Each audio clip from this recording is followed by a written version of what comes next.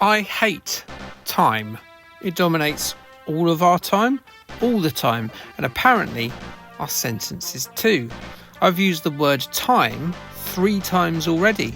In fact, I've just used it an additional 2 times. And there's another. And just me mentioning it is a waste of your time and my time. I hate it. Bloody man-made concept, time. There's too much of it and simultaneously not a lot of it. It just needs to stop. If I was Zach Morris, that superpowered being from Saved by the Bell, I'd freeze time and just never unfreeze it. And here we have a game with time in the title, with a protagonist in it who travels through time. So already this game is on for a downer with me. But is it bad? Well, hold your chronological horses, son, because I'm going to waste even more of your time by telling you about the TV show that this game is based on. Trax was a 1993 sci-fi television series that ran for 2 series.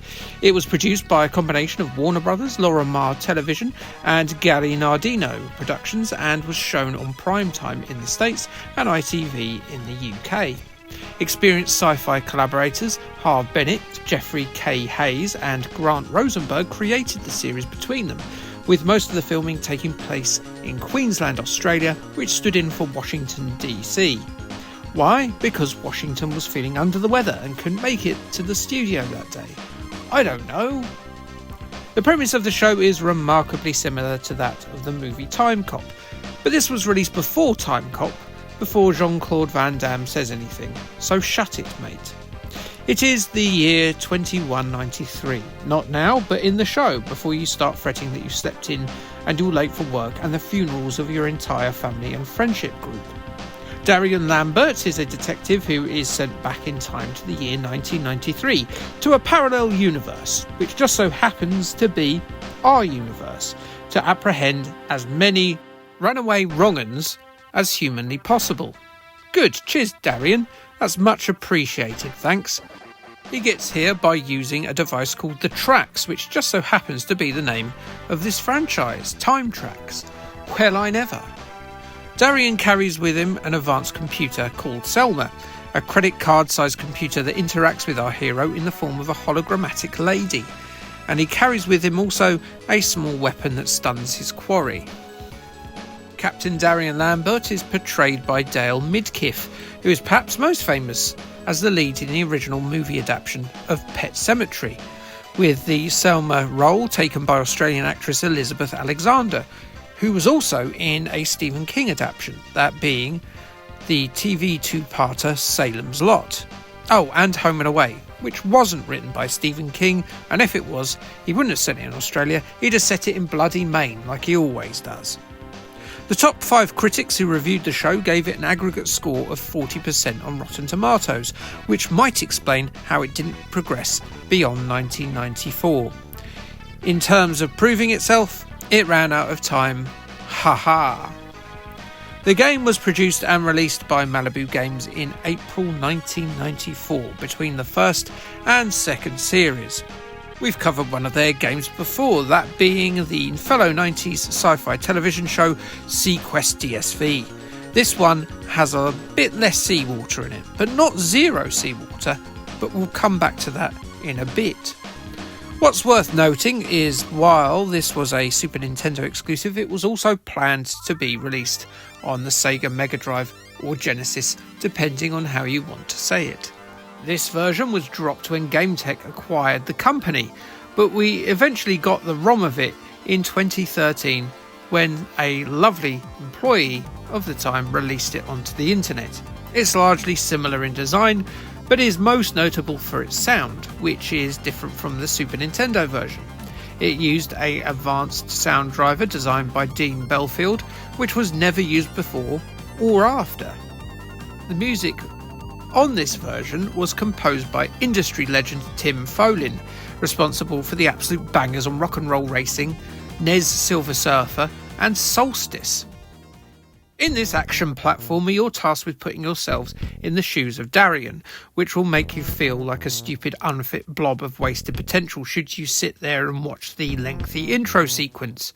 It spends the duration telling you how superhuman this dude is, while using a tone that indicates actually it's no big deal and he's bang average in 2193. Shut up, Time Trax. In the game, Darien's mission is to capture a neo-Nazi called Sepp Dietrich, who sounds suitably Hitlery by that name. If you can capture or eradicate him, then maybe you'll be able to bring down the villainous Mordecai Samby, who's the scientist scumbag who keeps sending all the dodgy fugitives back to 1993. Now, they'll suffer in some ways. After all, 1993 was the year that Wigfield was in the charts and Darling Buds of May was still on the telly. But I didn't commit any future racism crimes, and I had to suffer those too, so they can bugger off and get some 2193 justice on top of those horrors. Thank you very much. Lambert's mission will take him from the future to the 1993 Smithsonian Museum and the rough foliage of the Hawaiian jungles, with a couple of vehicle-based set pieces varying up the action in the platforming. The first thing that strikes me as I embarked on this time-travelling venture is how much it feels and looks like a Western Super Nintendo action platformer. If it wasn't the fact that it's in the Malibu logo on the title screen, I would have banked on this being an ocean cut from this era. Now, normally with me, I like a ocean game, but what was fantastic on the ZX Spectrum isn't so great when being displayed on Nintendo's 16-bit machine. Yes, ocean on the 16-bits usually meant a bad time was going to be had. The action is standard fare for a Western platformer in many respects. There are a warehouse, a jungle and a building site level which has verticality, as generic as they come these. There are regenerating goons and traps like spikes and proximity detonators everywhere. But the standard things it does very, very well. Mostly. Our hero has a few tricks up his sleeve. He's got his palm-sized villain zapper for the duration of the game, but he's also very handy with his fists and feet, which are context-based depending on your stance from your enemy. You can even hoof people while swinging on a pipe or when you're hanging on a ladder. Sometimes the old blaster won't have an effect on the guards and the technological swines that impinge your progress, so you'll have to scuff up your new trainers on their chins. Darien also has the ability to slow down time, which to a casual observer will just look like the Super NES is doing its usual thing that it does, which is to struggle when there's 3 sprites on the screen. But it's not that. In this, it's a feature. This will help you in your combat as you can get some free shots in, and it regenerates pretty quickly. But overall, its use is pretty negligible for the most part. You can go through the whole game without using it at all, which just shows you how pointless it is. Still, it's neat to have bullet time in a Super Nintendo game. Intentional bullet time at that. There are lettered power-ups that might extend your life bar if you get them all, but dare you risk collecting them when there's a trap and an enemy in between you and they.